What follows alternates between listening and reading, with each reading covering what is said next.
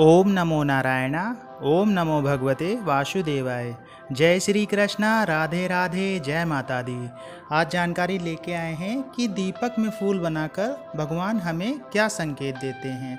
Video में आगे बढ़ने से पहले आपसे निवेदन है, अगर आप चैनल पे नए हैं तो चैनल को सब्सक्राइब कर लीजिएगा और बेल आइकन प्रेस कर लीजिएगा, जिससे आने वाली वीडियो आपको सबसे पहले मिल जाएगी। आज जानेंगे कि जब भी दीपक में फूल बनता है तो भगवान हमें क्या संकेत देते हैं। जब आप शुरू में पूजा शुरुआत करते हैं, जैसे आप पूजा करना शुरू कर रहे हैं, तो पूजा करते करते एक समय ऐसा आता है जब आपके दीपक में फूल बनने लगता है। शुरुआती दौर में आपके दीपक में फूल नहीं भी बन सकता है, क्योंकि हमारा आत्मबल बहुत कम होता है, तपोबल बहुत कम होता है। लेकिन जब हम नित्य पूजा करते हैं, पूजा में थोड़ा समय देते हैं, भगवान के प्रति श्रद्धा रखते हैं, विश्वास रखते हैं, तो कहीं ना कहीं हमारा तपोबल धीरे धीरे करके बढ़ता रहता है। फिर एक समय ऐसा आता है कि आपके दीपक में फूल बनने लगता है, प्रभु आपकी बातें सुनने लगते हैं। ऐसा नहीं होता है कि भगवान आपकी बातें सुनते नहीं हैं या भगवान आपकी बातें समझते नहीं हैं। हाँ, ये कभी कभी ऐसा हो सकता है कि आपको कोई संकेत ना मिले तो आप ऐसा सोचें कि नहीं, भगवान तो मेरी सुनते ही नहीं हैं, या आपके साथ में कभी कुछ गलत हो जाए तो आप ये सोचें कि नहीं, भगवान तो कुछ देखते ही नहीं है, अगर होते तो मेरे साथ गलत नहीं होता। कुछ फल ऐसा भी होता है जो आपके ग्रह दशा के कारण भी आपको मिलता है।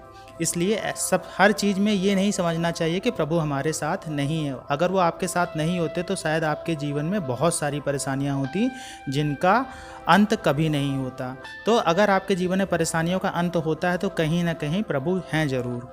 तो आज का विषय ये है कि जब दीपक में फूल बन जाता है तो भगवान हमें क्या संदेश देते हैं या उनका क्या संकेत होता है कि फूल बना है तो क्या संकेत है।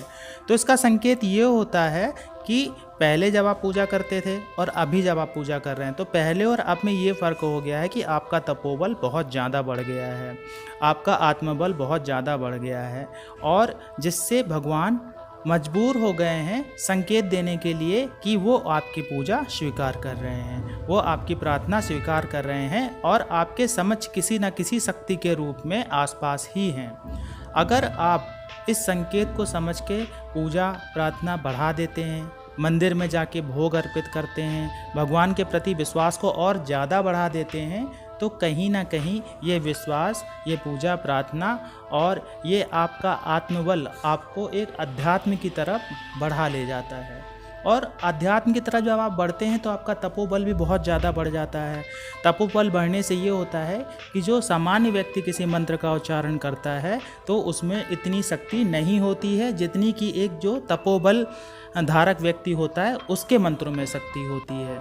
तो तपोबल का फ़र्क ये पड़ता है। तो धीरे धीरे जब पूजा करते हैं, प्रार्थना करते हैं, ध्यान करते हैं, तो आपका तपोबल बढ़ जाता है। तो भगवान ये चाहते हैं कि आप अपना विश्वास उनके प्रति और बढ़ाएं और आप साथ साथ ध्यान भी करें, प्रभु का ध्यान करें। सुबह 10 से 15 मिनट, 5 मिनट, जितना भी आप बैठ सकते हैं उतनी देर आपको बैठना चाहिए, ध्यान करना चाहिए, क्योंकि ध्यान एक ऐसा माध्यम होता है जिससे हम ईश्वर से सीधे जुड़ जाते हैं। तो अगर आप ध्यान करेंगे प्रभु का तो आपको बहुत सारा लाभ मिलेगा, आपके जीवन में बहुत सारी ऐसी परेशानियां होंगी जो स्वतः ही ख़त्म हो जाएंगी। ये सारी चीज़ें इसलिए की जाती हैं कि जब हम ये सब चीज़ें करते हैं तो हमारे चारों तरफ जो हमारा ऑरा होता है वो एक सकारात्मक रूप लेने लगता है, और उस ऑरे में कुछ ऐसी शक्तियां भी शामिल हो जाती हैं जो आपके साथ में कभी भी अहित नहीं होने देती हैं। तो इस तरह से फूल बन जाना, भगवान आपको संकेत देते हैं कि आप उनके लिए स्पेशल हो गए हो। आप ये समझ लो, आप उनके लिए स्पेशल हो, और वो अपने इस भक्त को मतलब बहुत सारी चीज़ें देना चाहते हैं। वो आपसे कर्म करवाना चाहते हैं कि आप कर्म करिए, हम आपको फल देंगे। आशा है आज की जानकारी आपको अच्छी लगी होगी। अच्छी लगी हो तो कमेंट्स में जय माता दी, जय श्री कृष्णा, ओम नमः शिवाय लिखिएगा। मिलते हैं आपसे अगले वीडियो में, तब तक के लिए जय श्री।